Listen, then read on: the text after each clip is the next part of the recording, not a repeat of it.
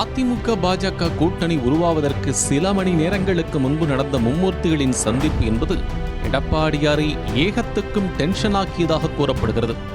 என்ன நடந்தது? எடப்பாடியை டென்ஷன் ஆக்கிய மாஜிக்கள் யார் யார்? விரிவாக இந்த செய்தி தொகுப்பில் பார்க்கலாம்.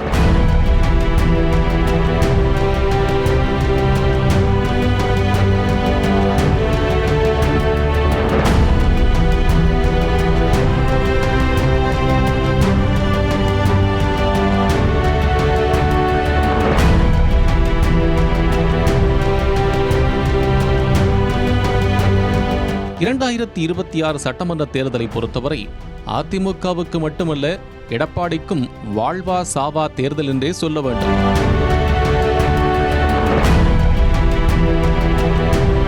தற்போது இருக்கும் கூட்டணியை வைத்துக் கொண்டு திமுகவை வீழ்த்த முடியாது என்பது எடப்பாடிக்கும் தெரியும் என்பதால் திமுக கூட்டணியில் இருக்கும் கட்சிகளோ தாவேகாவையோ இனியும் நம்பியிருப்பது வீண் என்று அறிந்தே எடப்பாடி கூட்டணி கணக்கை மாற்றினார் என்று கூறுகின்றனர் எம்ஜிஆர் மாளிகை வட்டாரத்தினர்.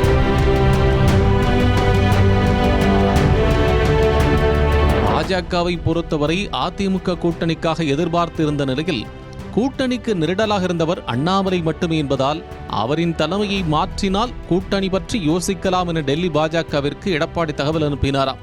உள்கட்சி தேர்தல் முடிந்த போதிலும் தலைவருக்கான தேர்தல் நடத்தப்படாமல் இருந்த நிலையில் பங்குனி உத்திரமான ஏப்ரல் 11ஆம் தேதி மாநில தலைவராக நயினாரை முடிவு செய்ததோடு அதிமுகவுடன் கூட்டணியையும் பாஜக உறுதி செய்து அறிவித்தது.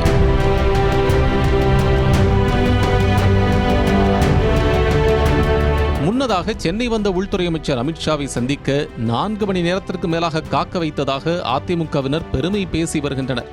அந்த நேரத்தில் எடப்பாடி என்ன செய்து கொண்டிருந்தார் என்பதுதான் வெளிவராத ரகசியமாக இருக்கிறது. அது பற்றி உள்விவரம் அறிந்த அதிமுக புள்ளி ஒருவரிடம் விசாரித்தோம்.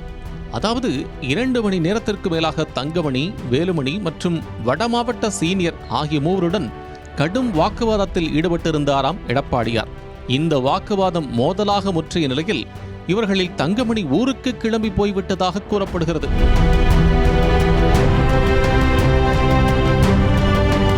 அதாவது பாஜகவுடன் கூட்டணி சேர்வதில் எந்த மாற்று கருத்தும் இல்லை. ஆனால் சசிகலா, பன்னீர்செல்வம், தினகரன் ஆகியோரையும் கட்சியுடன் ஒருங்கிணைக்கவில்லை என்றால் கூட்டணி பலம் பெறாது, முக்குலத்தோர் வாக்குகள் ஒட்டுமொத்தமாக நமக்கு கிடைக்காது என்று 3 மாஜிக்களும் எடப்பாடியிடம் வாதிட்டதாக கூறப்படுகிறது. அதற்கு எடப்பாடியோ பாஜக மாநில தலைவராக நயினார் நாகேந்திரனை நியமித்து விட்டால் தேவர் சமுதாய வாக்குகள் நம் கூட்டணிக்கு கிடைத்துவிடும் என்று கூறினாராம். ஆனால் சீனியர்களோ நீங்கள் சொல்வது போல அவரையெல்லாம் அந்த சமுதாயத்தினர் ஒரு பொருட்டாக கருத மாட்டார்கள், அவரை வைத்து தப்பு கணக்கு போடாதீர்கள் என்று கடும் வாக்குவாதத்தில் ஈடுபட்டதாக விவரம் அறிந்தவர்கள் கூறுகின்றனர். சரி, அந்த அம்மாவுக்கு வேண்டுமானால் அதிமுகவில் கௌரவ பதவி கொடுத்து விடுவோம் என்று சசிகலா குறித்து கூறிய எடப்பாடி பழனிசாமி தினகரன் மற்றும் பன்னீரை பாஜகவுடன் கூட்டணி டீல் போட வைத்து விடுவோம் என்று சமாதானப்படுத்தியதாக கூறப்படுகிறது.